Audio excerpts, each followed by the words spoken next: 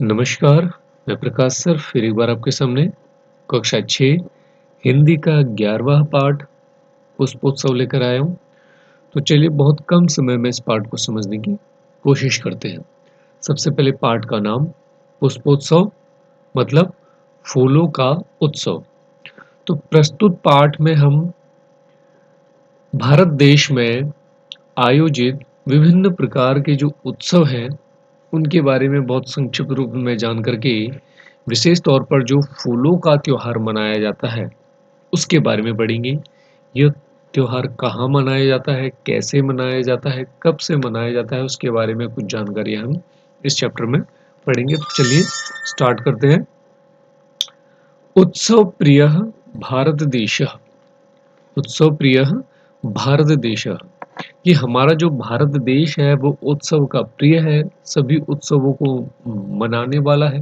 हमारे देश में विभिन्न प्रकार के उत्सव मनाए जाते हैं जैसे कि आप सभी जानते हैं।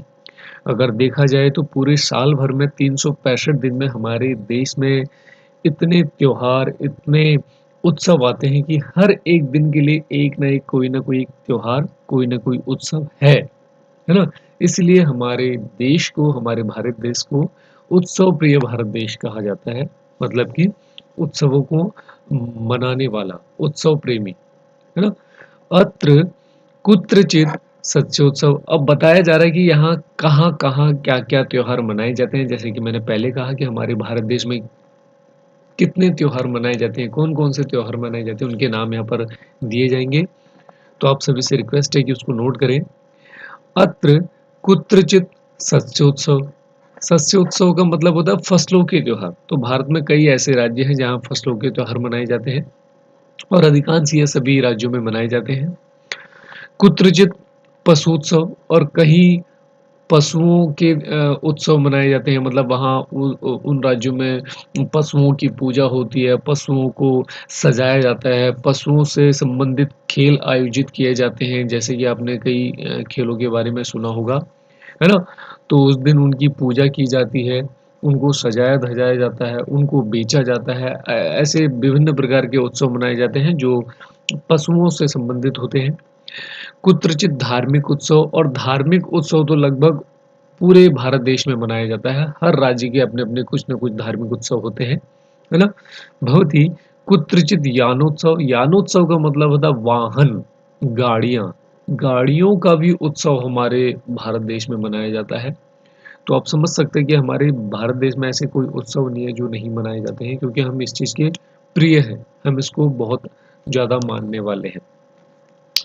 एतेषु एव अस्ति अन्यतमः पुष्पोत्सव। तो इतने नामों से भी, इसके भी अलावा एक ऐसा फेस्टिवल है, एक ऐसा त्योहार है जो मनाया जाता है जिसका नाम है पुष्पोत्सव, है ना? तो एतेषु एव अस्ति अन्यतमः पुष्पोत्सव इति। तो इनके अलावा भी एक अन्य नाम है जिसका नाम है पुष्पोत्सव। तो चलिए इसके बारे में पढ़ते हैं।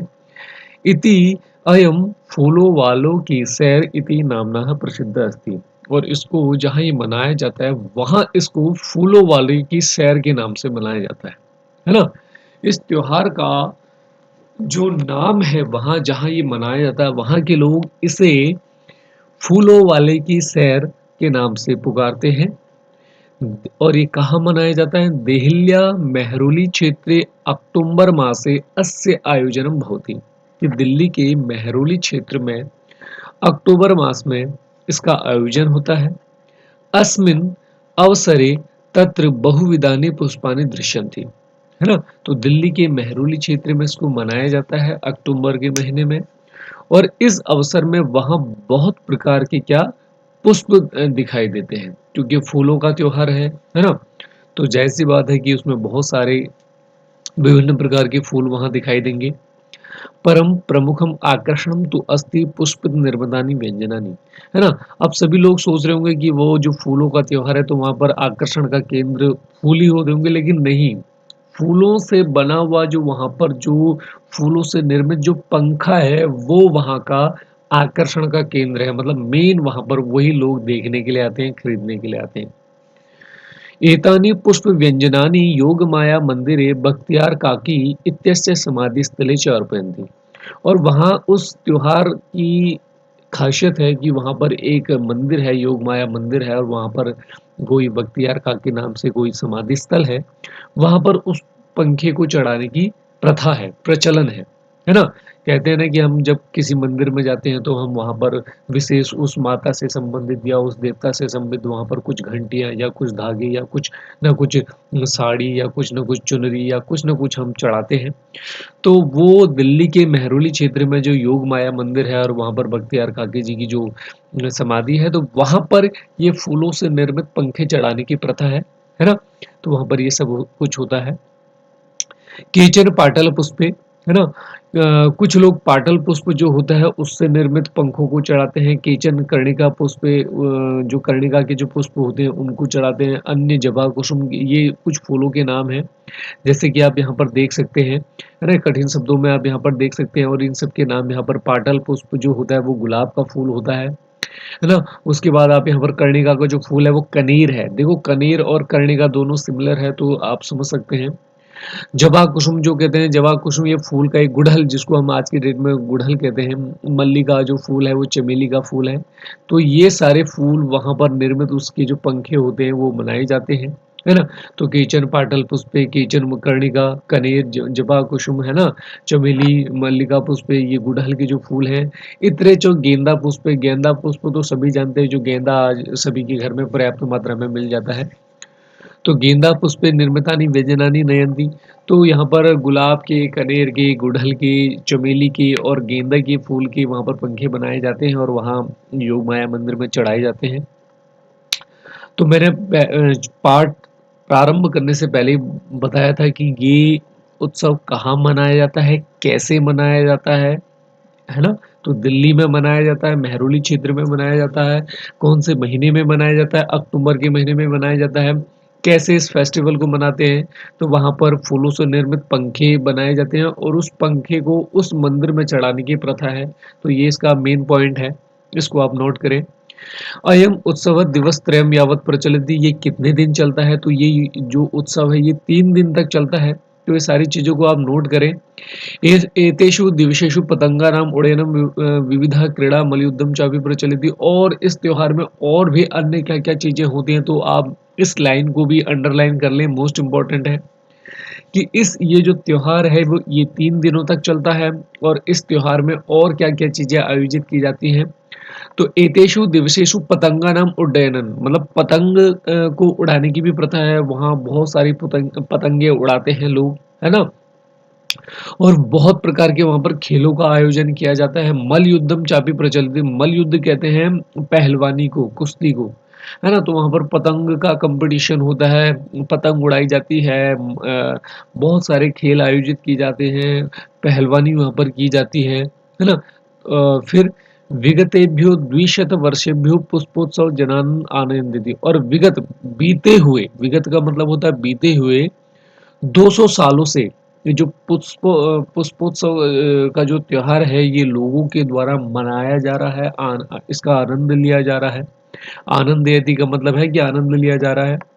मध्य इयम परंपरा स्थगिता आसित, और लेकिन बीच में ये जो परंपरा है, ये जो त्योहार है, ये जो उत्सव है, ये स्थगित कर दिया गया था, रोक दिया गया था। लेकिन परम का मतलब होता है लेकिन, स्वतंत्रता प्राप्तेः पश्चात् इयं मनोहारिणी परंपरा पुनः समारब्धा, है ना? कि स्वतंत्रता प्राप्ति के बाद, तो जैसी बात है कि जब भारत गुलाम था तो उसी टाइम पे, अंग्रेजों के टाइम पे इस त्योहार को रोक दिया गया, क्योंकि दिल्ली हमारा जो कैपिटल है, भारत की राजधानी है, तो वहाँ पर अंग्रेजों का एक दबदबा था, तो वहाँ पर ये त्योहार रोक दिया गया। लेकिन फिर कुछ टाइम बाद इसको फिर से चालू कर दिया गया है। इयम मनुहारिणी परंपरा पुनः समारब्धा का मतलब होता है दोबारा से शुरू कर देना। तो बीच में ये कुछ टाइम के लिए रोक दी गई थी, बंद कर दिया गया था, लेकिन फिर इसको स्वतंत्रता प्राप्ति 1947 के बाद से फिर से स्टार्ट कर दिया गया।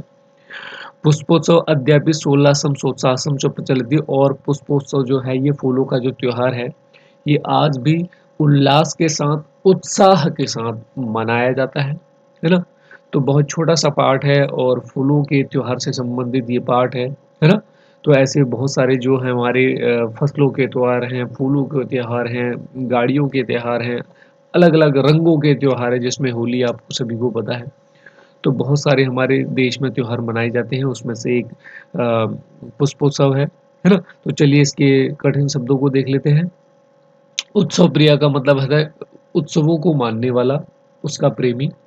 कुत्रचित का मतलब होता है कहीं कहीं पर, है ना। कहीं पर पुष्पोत्सव मनाया जाता है, कहीं पे यानोत्सव मनाया जाता है, कहीं पे पशुत्सव मनाया जाता है। शस्य उत्सव का मतलब फसलों का त्योहार, पशुत्सव का मतलब पशुओं का त्योहार, यानोत्सव का मतलब गाड़ियों का त्योहार, अन्यतमः कई में से एक। पुष्पोत्सव का मतलब होता है फिर वही फूलों का त्योहार। इति नामना इस नाम से, अवसरे मतलब इस अवसर पर, है ना। पुष्पित निर्मतानी फूलों से बने हुए, व्यंजनानी मीन्स पंखे, पुष्प व्यंजनानी फूलों के पंखे, समाधिस्थले का मतलब होता है दरगाह, है ना। अर्पयंती का मतलब है कि वहां पर चढ़ाते हैं, अर्पित करते हैं। पाटल पुष्पे, अब ये आप इन नामों को नोट कर लें। पाटल कहते हैं गुलाब, है ना। तो पाटल पुष्प जो होता है वो गुलाब के फूल होता है, कर्णिका कनेर के फूल होते हैं, जबा कुसुम गुड़हल के फूल होते हैं, और मल्लिका जो होती है वो चमेली को कहते हैं। ये इनके संस्कृत के नाम है। नयंती का मतलब है कि वहां ले जाते हैं, वहां चढ़ाते हैं। यावत का मतलब होता है तक, कहीं तक, है ना। टिल, जिसको आप इंग्लिश में अप टू कहते हैं। प्रचलित का मतलब है चलता है। पतंगा नाम का मतलब है पतंगों का। उड्डयन का मतलब होता है उड़ाना। मलयुद्ध का मतलब होता है कुश्ती, है ना। तो बहुत कम समय में मैंने इस पार्ट को समझाने की कोशिश की है, क्योंकि लंबी वीडियो बच्चों को अच्छी नहीं लगती है, वो उससे बोर होते हैं। तो आई होप, मुझे आशा है कि आप सभी बच्चों को ये वीडियो पसंद आई हो। धन्यवाद।